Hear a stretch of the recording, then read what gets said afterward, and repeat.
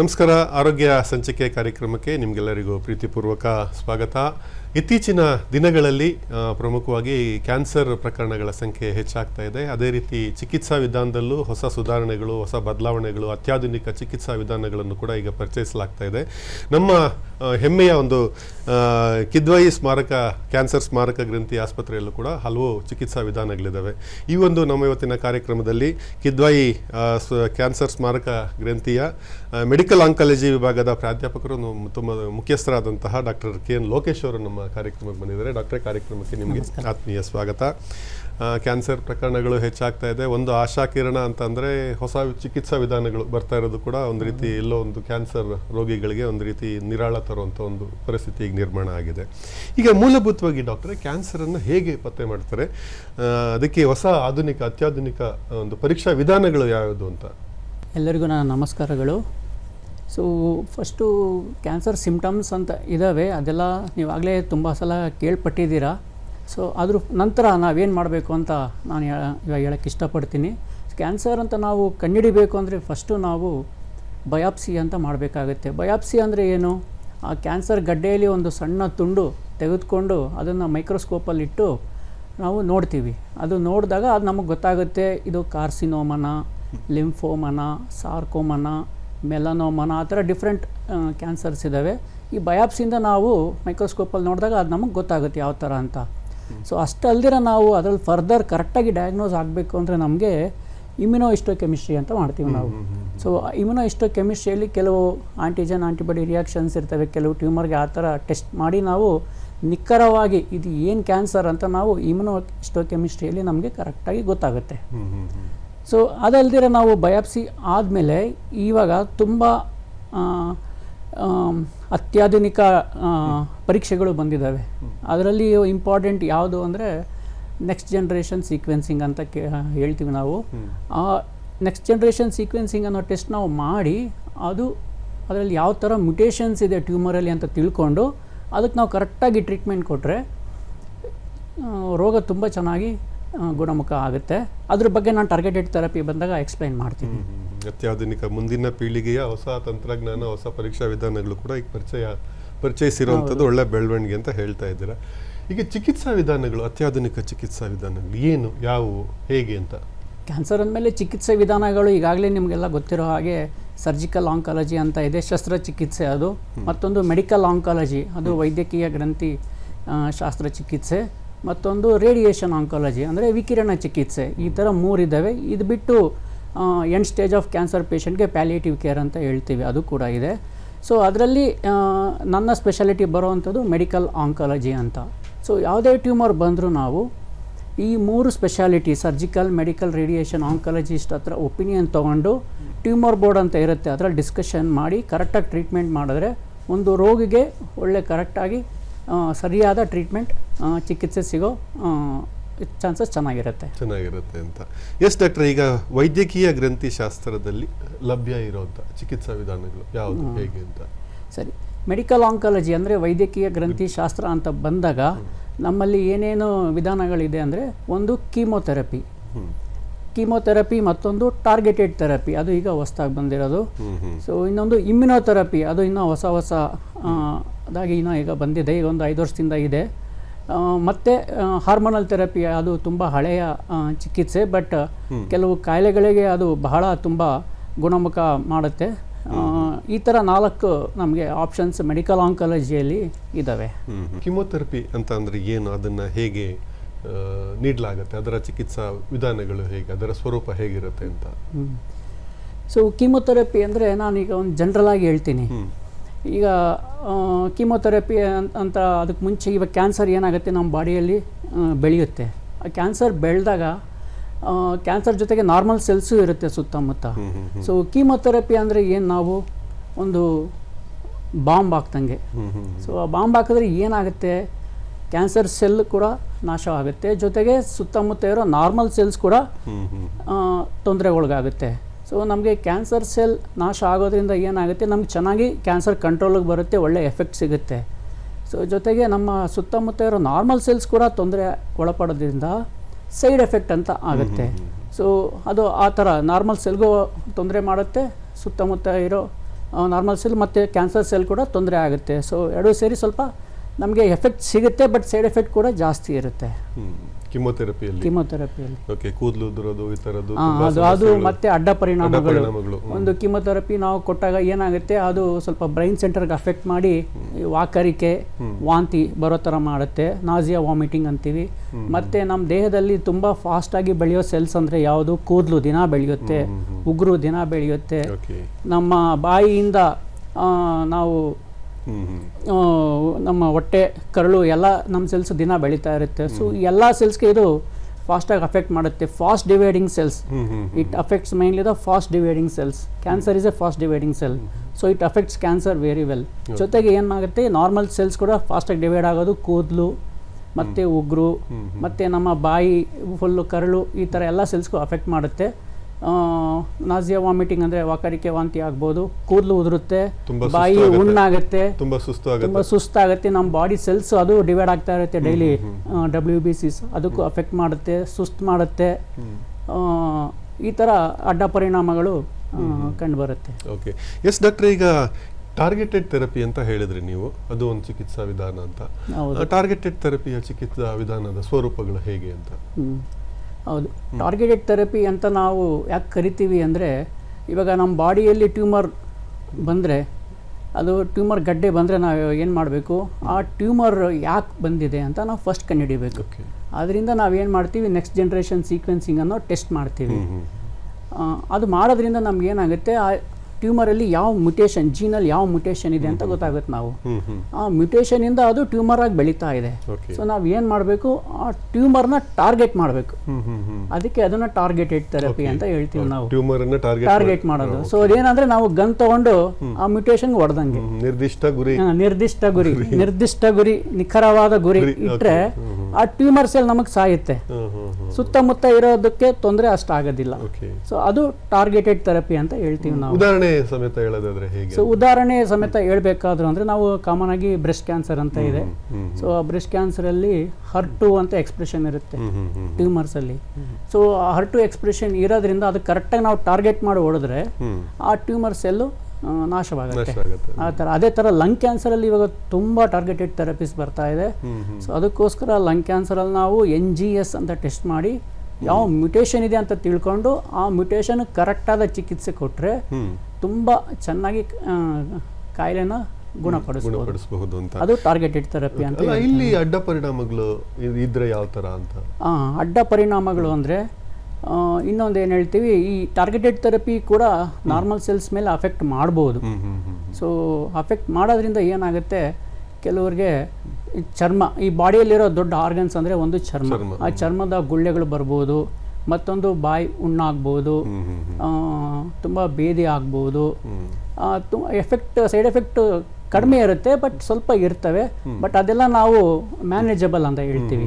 ಅದನ್ನೆಲ್ಲ ನಾವು ಕರೆಕ್ಟಾಗಿ ಟ್ರೀಟ್ಮೆಂಟ್ ತೊಗೊಂಡು ಈ ಟಾರ್ಗೆಟೆಡ್ ಥೆರಪಿ ನಾವು ಕಂಟಿನ್ಯೂ ಮಾಡಿಕೊಂಡು ಒಂದು ಕ್ಯಾನ್ಸರ್ನ ಗಡ್ಡೆನ ಚೆನ್ನಾಗಿ ಕಂಟ್ರೋಲಲ್ಲಿ ಇಟ್ಕೊಬೋದು.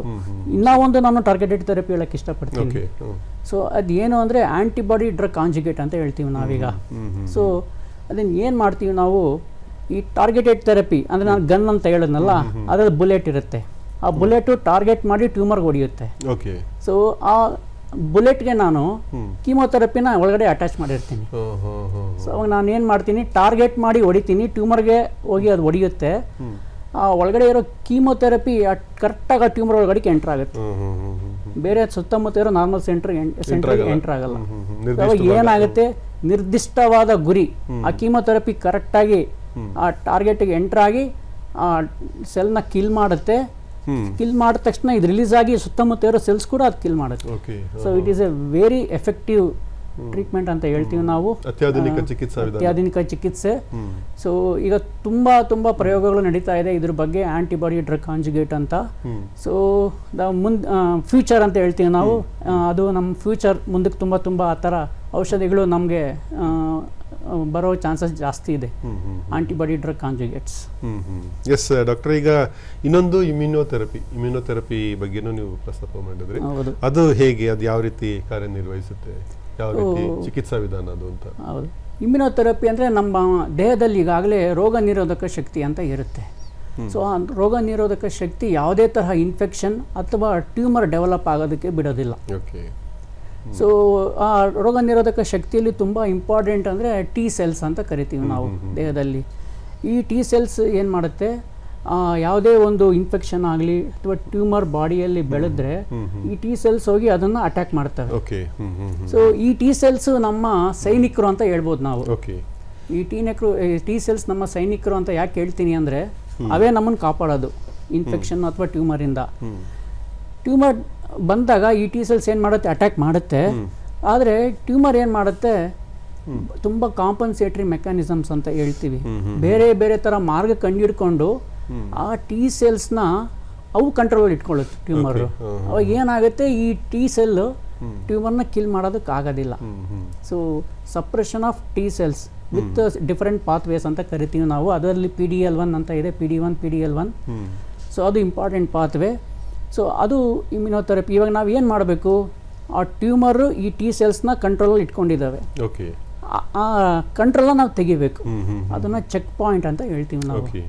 ಸೊ ಚೆಕ್ ಪಾಯಿಂಟ್ ಅಂತ ಹೇಳ್ತೀವಿ ಅದನ್ನು. ಆ ಚೆಕ್ ಪಾಯಿಂಟ್ ಕಂಟ್ರೋಲ್ ಮಾಡೋದನ್ನು ಚೆಕ್ ಪಾಯಿಂಟ್ ಇನ್ಹಿಬಿಟರ್ಸ್, ಆ ಇನ್ಹಿಬಿಷನ್ ರಿಲೀವ್ ಮಾಡ್ತೀವಿ. ಅವಾಗ ಏನಾಗುತ್ತೆ, ಈ ಟಿ ಸೆಲ್ಸ್ ಆಕ್ಟಿವ್ ಆಗ್ತವೆ.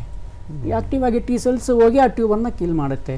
ಸೊ ನಮ್ಮ ಬಾಡಿಯಲ್ಲಿರೋ ರೋಗ ನಿರೋಧಕ ಶಕ್ತಿನ ನಾವೇ ಬಲಪಡಿಸೋದು, ಅದು ಇಮ್ಯುನೋಥೆರಪಿ. ಇಲ್ಲಿ ಅಡ್ಡ ಪರಿಣಾಮಗಳು. ಸೊ ಇಮ್ಯುನೋಥೆರಪಿ ಅಡ್ಡ ಪರಿಣಾಮಗಳಂದರೆ, ಇವಾಗ ಟಿ ಸೆಲ್ಸ್ ಆಕ್ಟಿವೇಟ್ ಆಗುತ್ತೆ, ಆ ಟಿ ಸೆಲ್ಸ್ ಹೋಗಿ ಟ್ಯೂಬರ್ನ ಕಿಲ್ ಮಾಡುತ್ತೆ. ಸೊ ಮತ್ತೇನು ಮಾಡ್ಬೋದು, ನಾರ್ಮಲ್ ಸೆಲ್ ಮೇಲೂ ಅಟ್ಯಾಕ್ ಮಾಡ್ಬೋದು. ಸೊ ಇವಾಗ ನಾರ್ಮಲ್ ಸೆಲ್ ಬಾಡಿಯಲ್ಲಿ ಯಾವ ಸೆಲ್ ಮೇಲೆ ಬೇಕಾದ್ರೂ ಅದು ಅಟ್ಯಾಕ್ ಮಾಡ್ಬೋದು. ಸೊ ಕಾಮನ್ ಆಗಿ ಅದು ಅಟ್ಯಾಕ್ ಮಾಡೋದು ನಮ್ಮ ದೇಹದ ದೊಡ್ಡ ಆರ್ಗನ್ಸ್ ಅಂತ ಹೇಳ್ತೀವಿ ನಾವು. ಅದ್ರ ಮೇಲೆ ಒಂದು ಚರ್ಮ, ನಮ್ಮ skin is the biggest organ in the body. ಚರ್ಮದ ಮೇಲೆ ಅಟ್ಯಾಕ್ ಮಾಡಿ ಸ್ಕಿನ್ ರ್ಯಾಷಸ್ ಥರ ಬರ್ಬೋದು, ಗುಳ್ಳೆಗಳು, ಕೆರೆತ ಬರ್ಬೋದು. ಮತ್ತೊಂದು ನಮ್ಮದು GIT, ಗ್ಯಾಸ್ಟ್ರೋ ಇಂಟೆಸ್ಟೈನಲ್ ಟ್ರ್ಯಾಕ್ಟ್ ಅಂತ ಹೇಳ್ತೀವಿ, ಅದಕ್ಕೆ ಅಟ್ಯಾಕ್ ಮಾಡಿ ತುಂಬ ಬೇದಿ ಆಗ್ಬೋದು, ಕರಳು ಹುಣ್ಣು ಆಗ್ಬೋದು.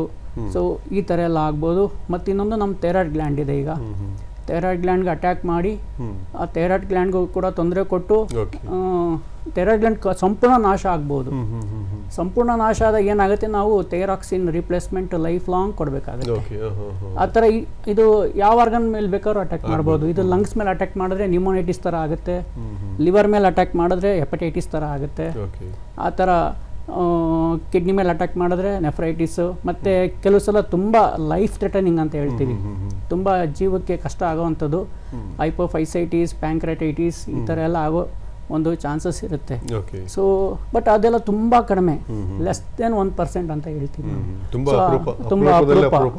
ಆ ಥರ ಇದ್ದಾಗ ನಾವು ಅದಕ್ಕೋಸ್ಕರ ಭಯಪಟ್ಟು ನಾವು ತಗೊಳ್ದೇ ಇದ್ರೆ ಕಷ್ಟ ಆಗುತ್ತೆ. ಸೊ ಅದನ್ನೆಲ್ಲ ಲೆಸ್ ದೆನ್ 1% ಇರೋದಕ್ಕೆ ನಾವು ಒಳ್ಳೆ ಎಫೆಕ್ಟ್ ಇರೋದನ್ನ ನಾವು ನೋಡ್ಕೊಂಡು ಚಿಕಿತ್ಸೆ ತಗೊಬೇಕಾಗುತ್ತೆ. ಎಸ್ ಡಾಕ್ಟರ್, ಈಗ ಹಾರ್ಮೋನ್ ಥೆರಪಿ ಬಗ್ಗೆ ಹೇಳ್ತೀರಾ ಹೇಗೆ ಅಂತ? ಸೊ ಹಾರ್ಮೋನ್ ಥೆರಪಿ ಅಂದರೆ ನಮ್ಮ ಬಾಡಿಯಲ್ಲಿ ಕೆಲವು ಅಂಗಗಳು ಹಾರ್ಮೋನ್ ಮೇಲೆ ಡಿಪೆಂಡ್ ಆಗುತ್ತೆ. ಒಂದು ಫಿಮೇಲ್ಸಲ್ಲಿ ಬ್ರೆಸ್ಟ್, ಮೇಲ್ಸಲ್ಲಿ ಪ್ರಾಸ್ಟೇಟ್ ಅಂತ ಇದೆ. ಸೊ ಇವೆರಡು ಗ್ಲ್ಯಾಂಡ್ ಕೂಡ ಹಾರ್ಮೋನ್ಸ್ ಮೇಲೆ ಡಿಪೆಂಡ್ ಆಗುತ್ತೆ. ಮೇನ್ಲಿ ಬ್ರೆಸ್ಟ್ ಕ್ಯಾನ್ಸರ್ ಅಂದರೆ ಅದು ಈಸ್ಟ್ರೋಜನ್, ಪ್ರೊಜೆಸ್ಟ್ರಾನ್ ಹಾರ್ಮೋನ್ಸ್ ಮೇಲೆ ಡಿಪೆಂಡ್ ಆಗುತ್ತೆ. ಪ್ರಾಸ್ಟೇಟ್ ಕ್ಯಾನ್ಸರ್ ಅದು ಟೆಸ್ಟೋಸ್ಟಿರಾನ್ ಅನ್ನೋ ಹಾರ್ಮೋನ್ ಮೇಲೆ ಡಿಪೆಂಡ್ ಆಗುತ್ತೆ. ಸೊ ಏನಾಗುತ್ತೆ, ನಾರ್ಮಲ್ ಆಗಿ ಈ ಹಾರ್ಮೋನ್ಸು ಆರ್ಗನ್ಸ್ ಮೇಲೆ ಡೈಲಿ ಅದು ಆಕ್ಷನ್ ಮಾಡ್ತಾ ಇರುತ್ತೆ. ಅದರಿಂದ ಕೆಲವು ಸಲ ಓವರ್ ಸ್ಟಿಮ್ಯುಲೇಷನ್ ಥರ ಆಗುತ್ತೆ. ಓವರ್ ಸ್ಟಿಮ್ಯುಲೇಷನ್ ಆದಾಗ ಏನಾಗುತ್ತೆ, ಅದು ಫಾಸ್ಟಾಗಿ ಡಿವೈಡ್ ಆಗಿ ಕ್ಯಾನ್ಸರ್ ಥರ ಮಾರ್ಪಾಡಾಗ್ಬಿಡುತ್ತೆ. ಸೊ ಅದು ಅಥವಾ ಬ್ರೆಸ್ಟ್ ಕ್ಯಾನ್ಸರು ಈಸ್ಟ್ರೋಜನ್ ಡಿಪೆಂಡೆಂಟ್ ಅಂತ ಹೇಳ್ತೀವಿ, ಪ್ರೊಜೆಸ್ಟ್ರಾನ್, ಪ್ರಾಸ್ಟೇಟು, ಟೆಸ್ಟೋಸ್ಟಿರಾನ್. ನಾವು ಅದಕ್ಕೋಸ್ಕರ ಹಾರ್ಮೋನ್ ಆ್ಯಕ್ಟ್ ಮಾಡೋ ರಿಸೆಪ್ಟರ್ನ ನಾವು ಬ್ಲಾಕ್ ಮಾಡಬೇಕು. ಅದು ಬ್ಲಾಕ್ ಮಾಡಿದಾಗ ನಾವು ಏನಾಗುತ್ತೆ, ಟ್ಯೂಮರ್ ಕಂಟ್ರೋಲಿಗೆ ಬಂದ್ಬಿಡುತ್ತೆ ನಮಗೆ ಚೆನ್ನಾಗಿ. ಅದು ಹಾರ್ಮೋನಲ್ ಥೆರಪಿ. ಇದು ತುಂಬ ಹಳೆ ಚಿಕಿತ್ಸೆ. ಕಾಮನ್ ಆಗಿ ನಾವು breast cancer, prostate cancer, endometrial cancer ಕೂಡ ಕೆಲವು ಸಲ ಅದನ್ನು ನಾವು ಬಳಸ್ತೀವಿ. ಇಲ್ಲಿ ಅಡ್ಡ ಪರಿಣಾಮಗಳಿಲ್ವಾ? ಇದ್ರೆ ಅಡ್ಡ ಪರಿಣಾಮಗಳು ಇರ್ತವೆ, ಬಟ್ ನಾವು ಬೇರೆ ಕೀಮೊಥೆರಪಿಗೆ ಹೋಲಿಸ್ಕೊಂಡ್ರೆ ಅಡ್ಡ ಪರಿಣಾಮಗಳು ತುಂಬ ಕಡಿಮೆ. ಸೊ ಕೆಲವು ಸಲ ಹಾರ್ಮೋನ್ ಥೆರಪಿಯಿಂದ ಹಾರ್ಟ್ ಫ್ಲ್ಯಾಶಸ್ ಅಂತೀವಿ, ಸಡನ್ನಾಗಿ ಉಷ್ಣ ಜಾಸ್ತಿ ಆಗೋದು ಮೈಯಲ್ಲಿ, ಆ ಥರ ಸ್ವಲ್ಪ ಬೋನ್ಗೆ ಅಫೆಕ್ಟ್ ಮಾಡ್ಬೋದು, ಬೋನ್ ವೀಕ್ ಆಗ್ಬೋದು. ಅದಕ್ಕೋಸ್ಕರ ನಾವೇನು ಮಾಡ್ತೀವಿ, ಡೆಕ್ಸಾ ಸ್ಕ್ಯಾನ್ ಅಂತ ಮಾಡಿ ರೆಗ್ಯುಲರಾಗಿ ಬೋನ್ ವೀಕ್ ಆಗಿದೆ ಅಂತ ಚೆಕ್ ಮಾಡ್ಕೊಳ್ತೀವಿ. ಮಾಡಿಕೊಂಡು ಅದಕ್ಕೆ ಒಂದು ಬೋನ್ ಮಾಡಿಫೈಯಿಂಗ್ ಏಜೆಂಟ್ಸ್ ಅಂತ ಇದ್ದಾವೆ, ಅದನ್ನು ಕೊಟ್ಟು ನಾವು ಬೋನ್ನ ಸ್ಟ್ರೆಂತ್ ಮಾಡ್ತಾ ಇರ್ತೀವಿ. ಈ ಕಡೆ ಹಾರ್ಮೋನಲ್ ಥೆರಪಿ ಕೊಡ್ತಾ ಇರ್ತೀವಿ. ಸೊ ಆ ಥರ ಒಂದು ಬ್ಯಾಲೆನ್ಸ್ ಮಾಡ್ಕೊಂಡು ನಾವು ಅಂದ್ರೆ ಈಗ ಈ ಬೋನ್ ಮರೋ ಟ್ರಾನ್ಸ್ಪ್ಲಾಂಟ್ ಅದು ಕೂಡ ಒಂದು ಚಿಕಿತ್ಸಾ ವಿಧಾನ. ಹೌದು ಹೌದು. ಹೇಗೆ? ಸೊ ಬೋನ್ ಮ್ಯಾರೋ ಟ್ರಾನ್ಸ್ಪ್ಲಾಂಟ್ ಅಂದರೆ ಕೆಲವು ಸಲ ಏನಾಗುತ್ತೆ, ಕಾಯಿಲೆ ತುಂಬ ಜಾಸ್ತಿ ಆದಾಗ ನಾವು ಕಾಮನ್ ಆಗಿ ಫಸ್ಟ್ ಲೈನಲ್ಲಿ ಇದನ್ನು ಟ್ರೀಟ್ಮೆಂಟ್ ಮಾಡ್ತೀವಿ. ಕೆಲವು ಟ್ಯೂಮರ್ಸ್ಗೆ ತುಂಬ ಸಲ ಸೆಕೆಂಡ್ ಲೈನಲ್ಲಿ ಯೂಸ್ ಮಾಡ್ತೀವಿ. ಕಾಮನ್ ಆಗಿ ಬೋನ್ ಮ್ಯಾರೋ ಟ್ರಾನ್ಸ್ಪ್ಲಾಂಟ್ ನಾವು ಮಾಡೋ ಕಾಯಿಲೆಗಳಂದರೆ ಒಂದು ಮಲ್ಟಿಪಲ್ ಮೈಲೋಮಾ, ಇನ್ನೊಂದು ಲಿಂಫೋಮಾ, ಹಾಡ್ಕಿನ್ಸ್ ಆರ್ ನಾನ್ ಹಾಡ್ಕಿನ್ಸ್ ಲಿಂಫೋಮಾ ಅಂತ ಇದೆ. ಇವುಗಳಿಗೆ ನಾವು ಕಾಮನ್ ಆಗಿ ಟ್ರಾನ್ಸ್ಪ್ಲಾಂಟ್ ಮಾಡ್ತೀವಿ. ಇದು ಅಲ್ದಿರ ಲುಕೇಮಿಯಾಸ್ ಇದೆ, ಅಕ್ಯೂಟ್ ಲುಕೇಮಿಯಾಸ್, ಕೆಲವು ಸಲ ಕ್ರಾನಿಕ್ ಲುಕೇಮಿಯಾಸ್, ಅವು ಕೂಡ ನಾವು ಬೋನ್ ಮ್ಯಾರೋ ಟ್ರಾನ್ಸ್ಪ್ಲಾಂಟ್ ಮಾಡ್ತೀವಿ. ಈ ಬೋನ್ ಮ್ಯಾರೋ ಟ್ರಾನ್ಸ್ಪ್ಲಾಂಟಲ್ಲಿ ನಾವು ಏನು ಮಾಡ್ತೀವಿ ಅಂದರೆ ಫಸ್ಟು ನಾವು ಕಂಡೀಷನಲ್ ರೆಜಿಮ್ ಅಂತ ಕೊಟ್ಟು ಕಾಯಿಲೆ ತುಂಬ ಕಂಟ್ರೋಲಿಗೆ ತೊಗೊಂಡ್ಬಿಡ್ತೀವಿ. ತೊಗೊಂಡ್ಮೇಲೆ ನಾವು ಬಾಡಿಯಲ್ಲಿ ಸ್ಟೆಮ್ ಸೆಲ್ಸ್ ಅಂತ ಇರ್ತವೆ, ಅದು ಅಸ್ಥಿ ಮಜ್ಜೆ ಬೋನ್ ಮ್ಯಾರೋ ಅಂತ ಹೇಳ್ತೀವಲ್ಲ, ಅಲ್ಲಿ ಸ್ಟೆಮ್ ಸೆಲ್ಸ್ ಅಂತ ಇರ್ತವೆ. ಸೊ ಗ್ರೋತ್ ಫ್ಯಾಕ್ಟರ್ ಅಂತ ಇಂಜೆಕ್ಷನ್ ಕೊಟ್ಟು ಆ ಸ್ಟೆಮ್ ಸೆಲ್ಸ್ನ ನಾವು ಸರ್ಕ್ಯುಲೇಷನ್ಗೆ ರಿಲೀಸ್ ಮಾಡಿಸ್ತೀವಿ. ಮಾಡಿಸ್ಬಿಟ್ಟು ಬ್ಲಡ್ ಕಲೆಕ್ಷನ್ ಮಾಡಿ ಫೆರೆಸಿಸ್ ಅಂತ ಮಾಡಿ ಆ ಸ್ಟೆಮ್ ಸೆಲ್ಸ್ನೆಲ್ಲ ಕಲೆಕ್ಟ್ ಮಾಡ್ತೀವಿ. ಆ ಸ್ಟೆಮ್ ಸೆಲ್ ಕಲೆಕ್ಟ್ ಮಾಡಿಬಿಟ್ಟು ಆದಮೇಲೆ ನಾವು ಏನು ಮಾಡಬೇಕು, ಬಾಡಿಯಲ್ಲಿ ನಾವು ಫುಲ್ ರೀಪ್ಲೇಸ್ ಮಾಡಬೇಕು ಈ ಸ್ಟೆಮ್ ಸೆಲ್ಸಿಂದ. ಅದಕ್ಕೋಸ್ಕರ ನಾವು ಹೈ ಕಂಡೀಷನಿಂಗ್ ಮೈಲೋ ಅಬ್ಲೇಟಿವ್ ರೆಜಿಮನ್ ಅಂತ ಕೊಟ್ಟು ಬಾಡಿಯಲ್ಲಿರೋ ಸೆಲ್ಸ್ನೆಲ್ಲ ಝೀರೋ ಮಾಡಿಬಿಡ್ತೀವಿ. ಝೀರೋ ಮಾಡಿ ಆದಮೇಲೆ ಈ ಸ್ಟೆಮ್ ಸೆಲ್ಸ್ನ ನಾವು ಇಂಜೆಕ್ಟ್ ಮಾಡ್ತೀವಿ ಪೇಷಂಟ್ಗೆ. ಅವಾಗ ಏನಾಗುತ್ತೆ, ಈ ಸ್ಟೆಮ್ ಸೆಲ್ಸ್ ಹೋಗಿ ಬೋನ್ ಮ್ಯಾರೋ ಅಲ್ಲಿ ಕೂತ್ಕೊಂಡು ಅದು ನ್ಯೂ ಸೆಲ್ಸ್ನ ಪ್ರೊಡ್ಯೂಸ್ ಮಾಡೋದಕ್ಕೆ, ಹೊಸ ಸೆಲ್ಸ್ನ ಪ್ರೊಡ್ಯೂಸ್ ಮಾಡೋದಕ್ಕೆ ಸ್ಟಾರ್ಟ್ ಮಾಡುತ್ತೆ. ಅದನ್ನು ಎನ್ಗ್ರಾಫ್ಮೆಂಟ್ ಅಂತ ಹೇಳ್ತೀವಿ ನಾವು. ಸೊ ಆ ಥರ ಅದು ಬೋನ್ ಮ್ಯಾರೋ ಟ್ರಾನ್ಸ್ಪ್ಲಾಂಟ್ ಮಾಡಿ ನಾವು ಬಾಡಿಯಲ್ಲಿರೋ ಎಲ್ಲ ಕೆಟ್ಟ ಸೆಲ್ಸನ್ನು ತೆಗೆದು ಅವ್ರದ್ದೇ ಸ್ಟೆಮ್ ಸೆಲ್ಸ್ ಯೂಸ್ ಮಾಡಿ ನಾವು ಮಾಡಿದ್ರೆ ಅದು ಆಟೋಲಾಗಸ್ ಬೋನ್ ಮ್ಯಾರೋ ಟ್ರಾನ್ಸ್ಪ್ಲಾಂಟ್ ಅಂತ ಆಗುತ್ತೆ. ಬೇರೆ ಅವರ ಸಿಬ್ಲಿಂಗ್ಸ್ ಅವರಿಂದ ನಾವು ಸ್ಟೆಮ್ ಸೆಲ್ಸ್ ತೆಗೆದು ಇವರು ಕೊಟ್ಟರೆ ಅದು ಅಲೋಜೆನಿಕ್ ಬೋನ್ ಮ್ಯಾರೋ ಟ್ರಾನ್ಸ್ಪ್ಲಾಂಟ್ ಅಂತ ಆಗುತ್ತೆ. ಕೆಲವು ಇದಕ್ಕೆಲ್ಲ HLA ಮ್ಯಾಚಿಂಗ್ ಅಂತ ಮಾಡ್ತೀವಿ. ಆ ಮ್ಯಾಚಿಂಗ್ ಯಾವುದು ಸಿಕ್ಕಿಲ್ಲ ಅಂದರೆ ಈ ಮ್ಯಾಚ್ಡ್ ಅನ್ರಿಲೇಟೆಡ್ ಡೋನರ್ ಅಥವಾ ಬೇರೆಯವರಿಂದ ತೊಗೊಂಡು ನಾವು ಈ ಬೋನ್ ಮ್ಯಾರೋ ಟ್ರಾನ್ಸ್ಪ್ಲಾಂಟ್ ಮಾಡ್ತೀವಿ. ಅವಾಗ ಸ್ವಲ್ಪ ಅಡ್ಡ ಪರಿಣಾಮಗಳು ಜಾಸ್ತಿ ಇರ್ತವೆ. ಅದನ್ನೆಲ್ಲ ಕಂಟ್ರೋಲ್ ಮಾಡೋದಕ್ಕೆ ಅಂತಲೇ ಚಿಕಿತ್ಸೆ ಇದೆ ಅಂತ. ನೀವು ಕಾರ್ಟಿ ಸೆಲ್ ಥೆರಪಿ ಅಂತ ಹೇಳಿದ್ರಿ, ಅದು ಸೈನಿಕರ ಥರ ಕಾರ್ಯನಿರ್ವಹಿಸುತ್ತೆ ಅಂತ ಹೇಳಿದ್ರಿ. ಸೊ ಅದರ ಒಂದು ಥೆರಪಿ, ಅದರ ಚಿಕಿತ್ಸಾ ವಿಧಾನ ಹೇಗೆ ಅಂತ? ಈಗ ಕಾರ್ಟಿ ಸೆಲ್ ಥೆರಪಿ ಅಂತ ಹೊಸದಾಗಿ ಬರ್ತಾ ಇದೆ. ತುಂಬ ಪ್ರಯೋಗಗಳು ನಡೀತಾ ಇದೆ, ತುಂಬ ಕ್ಲಿನಿಕಲ್ ಟ್ರಯಲ್ಸ್ ನಡೀತಾ ಇದೆ.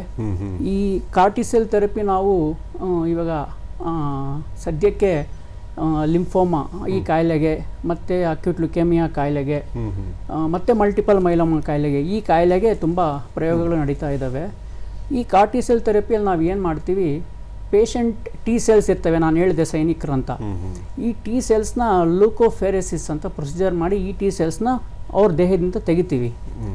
ತೆಗೆದ್ಬಿಟ್ಟು ನಾವೇನು ಮಾಡ್ತೀವಿ, ಇದು ಜೆನೆಟಿಕ್ ಇಂಜಿನಿಯರಿಂಗ್ ಮಾಡಿ ಈ ಟಿ ಸೆಲ್ಸ್ ಮೇಲೆ ಆಂಟಿಜೆನ್ಸ್ನ ಫಿಕ್ಸ್ ಮಾಡ್ತೀವಿ. ಎಂಥ ಆಂಟಿಜೆನ್ ಫಿಕ್ಸ್ ಮಾಡ್ತೀವಿ ಅಂದರೆ ಆ ಟ್ಯೂಮರ್ ಮೇಲೆ ಆಂಟಿಬಾಡಿ ಇರುತ್ತೆ.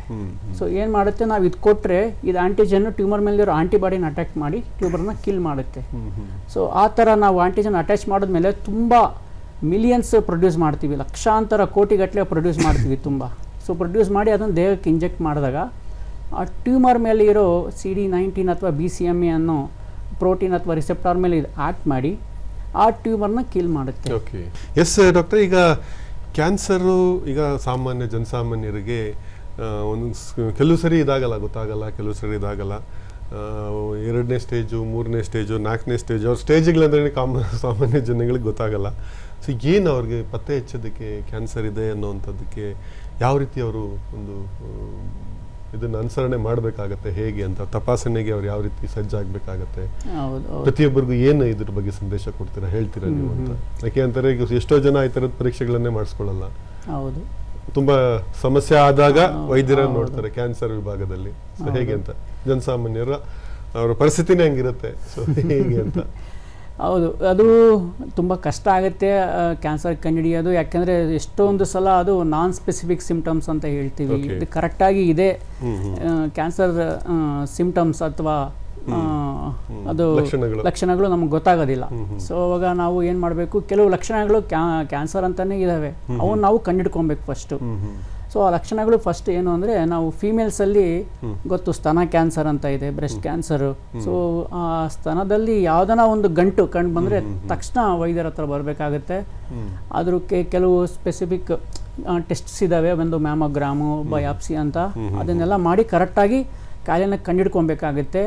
ಒಂದು ಸ್ತನದಲ್ಲಿ ಗಡ್ಡೆ ಬರೋದು, ಇನ್ನೊಂದು ಬಾಯಲ್ಲಿ ಹುಣ್ಣು. ಇಂಥವ್ರಿಗೆ ಅಂದರೆ ತುಂಬ ಹೊಗೆ ಸೊಪ್ಪು, ಪಾನ್ ಪರಾಗು ಇವೆಲ್ಲ ಯೂಸ್ ಮಾಡೋರಿಗೆ ಅದು ಬರೋ ಚಾನ್ಸಸ್ ಜಾಸ್ತಿ ಇರುತ್ತೆ. ಬಾಯಲ್ಲಿ ಹುಣ್ಣಾಗಿ ಅದು ವಾಸಿ ಆಗಲಿಲ್ಲ ಅಂದರೆ 2-3 ವಾರ ಆದರೂ ವಾಸಿ ಆಗ್ತಿಲ್ಲ ಅಂದರೆ ತಕ್ಷಣ ವೈದ್ಯರನ್ನು ಭೇಟಿ ಮಾಡಿ ಬಯಾಪ್ಸಿ ಮಾಡಿ ಅದನ್ನು ಕಂಡಿಡ್ಕೊಬೇಕು. ಇನ್ನೊಂದು ಲಂಗ್ ಕ್ಯಾನ್ಸರ್, ಅದು ಕೂಡ ಕಾಮನ್ ಆಗಿ ಕಂಡುಬರುತ್ತೆ. ಲಂಗ್ ಕ್ಯಾನ್ಸರ್ ಲಕ್ಷಣಗಳು ಏನು ಅಂದರೆ ಕೆಮ್ಮು. ಸೊ 1-2 ವಾರ ಕೆಮ್ಮು ಅಂದರೆ ನಾವು ಮನೆ ಹತ್ರ ಡಾಕ್ಟರ್ ಹತ್ರ ತೋರಿಸ್ಕೊಂಡು ಟ್ರೀಟ್ಮೆಂಟ್ ತೊಗೊತೀವಿ. ಬಟ್ ಅದು ಕೆಮ್ಮು 3 ವಾರ 4 ವಾರ ಆದರೂ ವಾಸಿ ಆಗ್ತಿಲ್ಲ, ತುಂಬ ಕಫ ಬೀಳ್ತಾ ಇದೆ. ಎಲ್ಲದಕ್ಕಿಂತ ಇಂಪಾರ್ಟೆಂಟು ಆ ಕಫದಲ್ಲಿ ಕಫಲ್ಲಿ ರಕ್ತ ಬೀಳ್ತಾ ಇದೆ. ಸೊ ಆ ಥರ ಆದಾಗ ಮತ್ತೆ ಉಸಿರಾಟಕ್ಕೆ ತುಂಬ ತೊಂದರೆ ಆಗ್ತಾ ಇದೆ. ಮುಂಚೆ ಎಲ್ಲ 1-2 ಫ್ಲೋರ್ ಈಸಿಯಾಗಿ ಹತ್ತಾ ಇದ್ವಿ, ಈಗ 1 ಫ್ಲೋರ್ ಹತ್ತೋದಕ್ಕೆ ಕಷ್ಟ, 2 ಫ್ಲೋರ್ ಹತ್ತೋದಕ್ಕೂ ತುಂಬ ಆಯಾಸ ಆಗುತ್ತೆ. ಈ ಥರ ಕಂಡು ಬಂದಾಗ ನಾವು ತಕ್ಷಣ ಡಾಕ್ಟ್ರನ್ನ ಮೀಟ್ ಮಾಡಿ ಪರೀಕ್ಷೆ ಮಾಡಿಸ್ಕೊಬೇಕಾಗತ್ತೆ. ಮತ್ತು ಅದಲ್ದಿರ ಗರ್ಭಕೋಶದ ಕಂಠದ ಕ್ಯಾನ್ಸರ್ ಅಂದರೆ ಸರ್ವೈಕಲ್ ಕ್ಯಾನ್ಸರ್ ಅಂತ ಹೇಳ್ತೀವಿ, ಅದು ಕಾಮನ್ ಆಗಿ ಇದೆ. ಎಸ್ಪೆಷಲಿ ನಾವು ರೂರಲ್ ಪಾಪ್ಯುಲೇಷನ್ ಅಂತೀವಲ್ಲ, ಸೊ ಗ್ರಾಮೀಣ ಜನರಲ್ಲಿ ಅದು ಕಾಮನ್ ಆಗಿ ಕಂಡುಬರುತ್ತೆ. ಸೊ ಅದಕ್ಕೆ ಅದೇನಾಗುತ್ತೆ, ಈ ಬಿಳಿ ಬಟ್ಟೆ ಕೆಂಪು ಬಟ್ಟೆ ಹೋಗೋದು ಅಥವಾ ಋತುಸ್ರಾವ ಪೀರಿಯಡ್ಸ್ ಆದಾಗ ತುಂಬ ಎಕ್ಸಸ್ ಆಗಿ ಬ್ಲೀಡಿಂಗ್ ಹೋಗೋದು, ಆ ಥರ ಎಲ್ಲ ಏನೇ ಸಿಂಪ್ಟಮ್ಸ್ ಇದ್ದರೂ ತಕ್ಷಣ ಡಾಕ್ಟ್ರನ್ನ ಮೀಟ್ ಮಾಡಿ ಅದನ್ನು ಪರೀಕ್ಷೆ ಮಾಡಿಸ್ಕೊಂಡು ಬಯಾಪ್ಸಿ ಮಾಡಿ ಡಯಾಗ್ನೋಸ್ ಮಾಡ್ಕೊಂಡು ಕರೆಕ್ಟಾಗಿ ಟ್ರೀಟ್ಮೆಂಟ್ ತೊಗೊಂಡ್ರೆ ಸಂಪೂರ್ಣ ಗುಣಮುಖ ಆಗುತ್ತೆ, ಬೇಗ ಕಂಡುಹಿಡ್ಕೊಂಡು. ಈಗ ಇದಕ್ಕೆ ಲಸಿಕೆನೂ ಕೂಡ ಬಂದಿದೆ. ಕೇಂದ್ರ ಸರ್ಕಾರ ಒಂದು ಮಹತ್ವಾಕಾಂಕ್ಷಿ ಒಂದು ಅಭಿಯಾನನೂ ಕೂಡ ನಡೆಸ್ತಾ ಇದೆ, ಈ ಗರ್ಭಕಂಠ ಕ್ಯಾನ್ಸರ್ಗೆ ಒಂದು ಲಸಿಕೆ ಪಡೆಯಿರಿ ಅಂತ. ಸೊ ಏನು ಡಾಕ್ಟ್ರಿ ಆ ಲಸಿಕೆಯ ವೈಶಿಷ್ಟ್ಯತೆ ಏನು, ಅದರಿಂದ ಯಾವ ರೀತಿ ನಿವಾರಣೆ ಆಗಬಹುದು, ನಿಯಂತ್ರಣ ಆಗಬಹುದು ಅಂತ? ಸೊ ಗರ್ಭಕಂಠದ ಕ್ಯಾನ್ಸರ್ ನಾವು ಯಾಕೆ ಆಗುತ್ತೆ ಅಂದರೆ ಅದು ವೈರಲ್ ಇನ್ಫೆಕ್ಷನಿಂದ ಆಗುತ್ತೆ. ಹ್ಯೂಮನ್ ಪ್ಯಾಪಿಲೋಮಾ ವೈರಸ್ ಅಂತ ಹೇಳ್ತೀವಿ ನಾವು. ಈ ಹ್ಯೂಮನ್ ಪ್ಯಾಪಿಲೋಮಾ ವೈರಸ್ ಇನ್ಫೆಕ್ಷನಿಂದ ಆಗುತ್ತೆ. ಅದರಲ್ಲಿ ಕಾಮನ್ ಆಗಿ 4 ವೇರಿಯಂಟ್ಸ್ ಅಂತ ಇದ್ದಾವೆ. Human papilloma virus 16, 18, 31, 33. ಈ 4 ವೈರಸ್ಸಿಂದ ಕಾಮನ್ ಆಗಿ ಅದು ಗರ್ಭಕಂಠದ ಕ್ಯಾನ್ಸರ್ ಆಗುತ್ತೆ.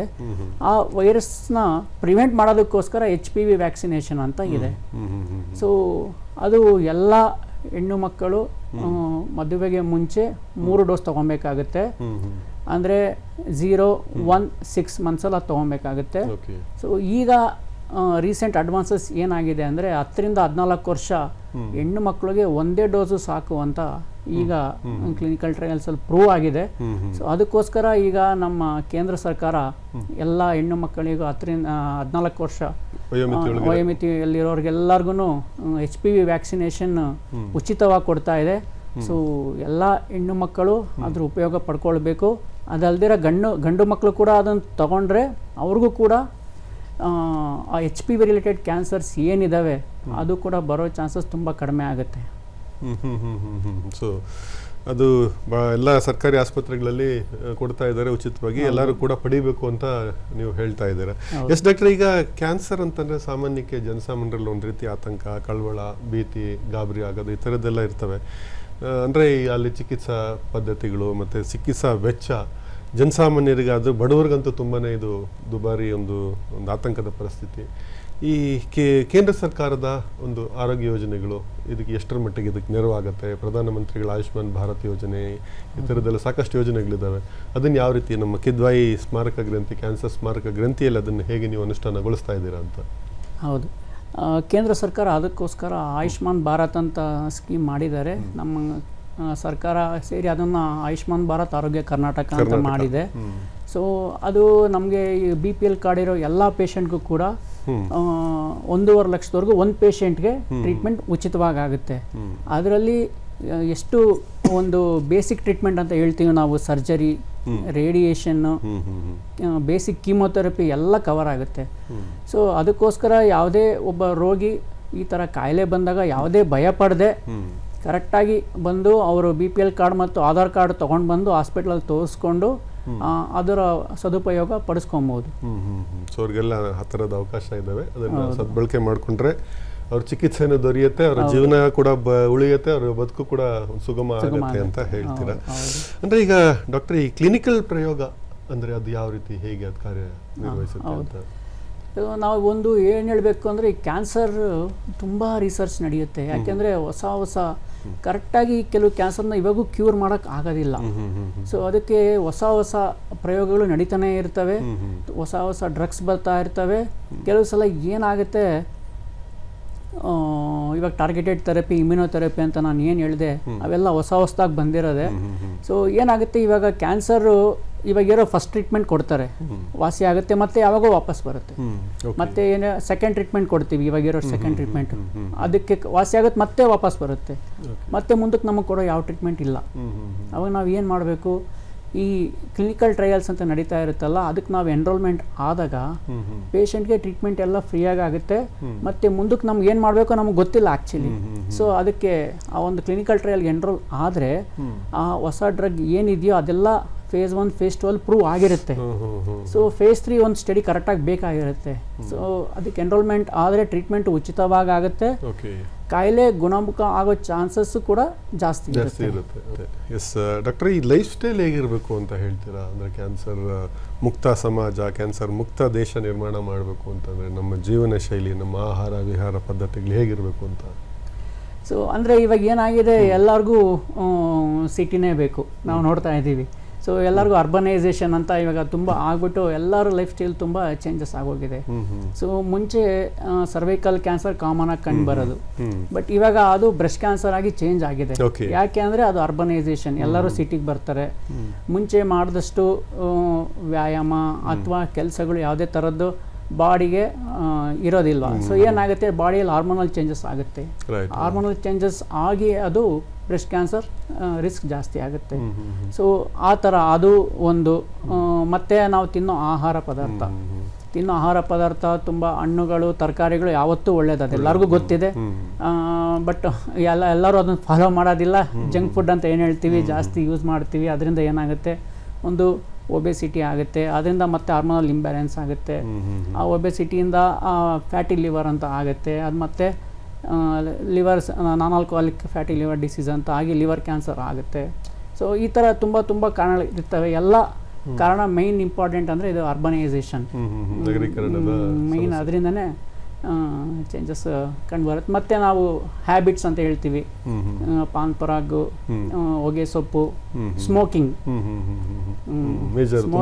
ತುಂಬ ದೊಡ್ಡ ಒಂದು ಹವ್ಯಾಸ ಅದು. ಅದರಿಂದ ತುಂಬ ಕೆಟ್ಟ ಕ್ಯಾನ್ಸರ್ಗಳು, ಆಲ್ಮೋಸ್ಟ್ ಒಂದು 70-80% ಕ್ಯಾನ್ಸರ್ ಸ್ಮೋಕಿಂಗಿಂದ ಆಗುತ್ತೆ. ಸೊ ಅದು ಇಂಪಾರ್ಟೆಂಟ್ ರಿಸ್ಕ್ ಫ್ಯಾಕ್ಟರ್ ಅಂತ ಹೇಳ್ತೀವಿ ನಾವು ಸ್ಮೋಕಿಂಗು. ಮತ್ತು ಎನ್ವಿರಾನ್ಮೆಂಟಲ್ ರಿಸ್ಕ್ ಫ್ಯಾಕ್ಟರ್ಸ್ ಅವು ಕೂಡ ಇದ್ದಾವೆ. ಕೆಲವು ನಾವು ಮಾಡಿಫೈ ಮಾಡೋಕ್ಕಾಗಲ್ಲ. ಅದನ್ನು ನಾವೇನು ಹೇಳ್ತೀವಿ, ವಯಸ್ಸಾಗ್ತಾ ನಮಗೆ ಕ್ಯಾನ್ಸರ್ ಬರೋ ರಿಸ್ಕ್ ಜಾಸ್ತಿ ಆಗ್ತಾ ಹೋಗುತ್ತೆ. ಅದು ಒಂದು ಏಜ್, ಇನ್ನೊಂದು ಸೆಕ್ಸು. ಮೇಲ್ಸಲ್ಲಿ ಬೇರೆ ಥರ ಕ್ಯಾನ್ಸರ್ ಕಂಡುಬರುತ್ತೆ, ಫೀಮೇಲ್ಸಲ್ಲಿ ಬೇರೆ ಥರ ಕ್ಯಾನ್ಸರ್ ಕಂಡುಬರುತ್ತೆ, ಆ ಥರ. ಮತ್ತು ಇನ್ನೊಂದು ಜೆನೆಟಿಕ್, ನಮ್ಮ ಫ್ಯಾಮಿಲಿಯಲ್ಲಿ ಬರೋವಂಥದ್ದು, ಅದು ನಮ್ಮ ಕೈಯಲ್ಲಿ ಏನೂ ಇರೋದಿಲ್ಲ. ಇವೆಲ್ಲ ನಾನ್ ಮಾಡಿಫೈಯಬಲ್. ಇನ್ನು ಬೇರೆ ಮುಂಚೆ ನಾನು ಹೇಳಿದ್ದು ಅವೆಲ್ಲ ಮಾಡಿಫೈಯಬಲ್, ಅವೆಲ್ಲ ನಮ್ಮ ಕೈಯಲ್ಲಿ ಇರ್ತವೆ. ನಾವು ಮಾಡಿಫೈ ಮಾಡಿಕೊಂಡು ಆ ರಿಸ್ಕ್ ನಾವು ದೂರ ಇಟ್ಕೊಳ್ಬೋದು. ಕೊನೆಯ ಮಾತು ಅಂತ ಏನು ಹೇಳ್ತೀರಾ? ಕೊನೆಯ ಮಾತಂದರೆ ನಾನು ಶೀಘ್ರ ಪತ್ತೆ, ಕ್ಯಾನ್ಸರ್ ನಾಪತ್ತೆ ಅಂತ ಹೇಳಕ್ಕೆ ಇಷ್ಟಪಡ್ತೀನಿ. So cancer is curable if detected early. So early ಅಂದರೆ ನಾವು ಕಾಮನ್ ಆಗಿ ಸ್ಟೇಜ್ 1 and 2 ಜನರಲ್ ಆಗಿ ಹೇಳ್ತಾ ಇದ್ದೀನಿ. Stage 1 and 2 almost complete cure ಆಗುತ್ತೆ. ಕೆಲವು ಸಲ ಸ್ಟೇಜ್ 3 ಕೂಡ ಕಂಪ್ಲೀಟ್ ಕ್ಯೂರ್ ಆಗುತ್ತೆ. ಸ್ಟೇಜ್ 4 ಅಂತ ಬಂದಾಗ ಕ್ಯೂರ್ ಆಗೋ ಒಂದು ಚಾನ್ಸಸ್ ಕಡಿಮೆ ಆಗುತ್ತೆ. ಬಟ್ ಇವಾಗಿರೋ ನೂತನ ಚಿಕಿತ್ಸಾ ವಿಧಾನಗಳು ಅಂದರೆ ಟಾರ್ಗೆಟೆಡ್ ಥೆರಪಿ, ಇಮ್ಯುನೋಥೆರಪಿಯಲ್ಲಿ ನಾವು ಸ್ಟೇಜ್ 4 ಕ್ಯಾನ್ಸರ್ ಕೂಡ ಕಂಪ್ಲೀಟ್ ಕ್ಯೂರ್ ಆಗಿರೋ ನಾವು ನೋಡಿದ್ದೀವಿ. ಸೊ ಹಾಗಾಗಿ ಬೇಗ ಪತ್ತೆ ಮಾಡಿಕೊಂಡ್ರೆ ನಿಮಗೆ ಕ್ಯಾನ್ಸರ್ ನಾಪತ್ತೆ ಆಗುತ್ತೆ ಅಂತ ಒಳ್ಳೆ ಸ್ಲೋಗನ್ ಕೊಟ್ಟಿದ್ದಾರೆ ಡಾಕ್ಟ್ರೆ. ಭಾಳಷ್ಟು ವಿಷಯಗಳನ್ನ ನಮ್ಮ ಜೊತೆ ಹಂಚ್ಕೊಂಡ್ರಿ. ನಮ್ಮ ವೀಕ್ಷಕರ ಪರವಾಗಿ, ನಮ್ಮ ಚಂದನ ವಾಹಿನಿಯ ಪರವಾಗಿ ನಿಮ್ಗೆ ಅನಂತ ಧನ್ಯವಾದಗಳು. ನಮಸ್ಕಾರ.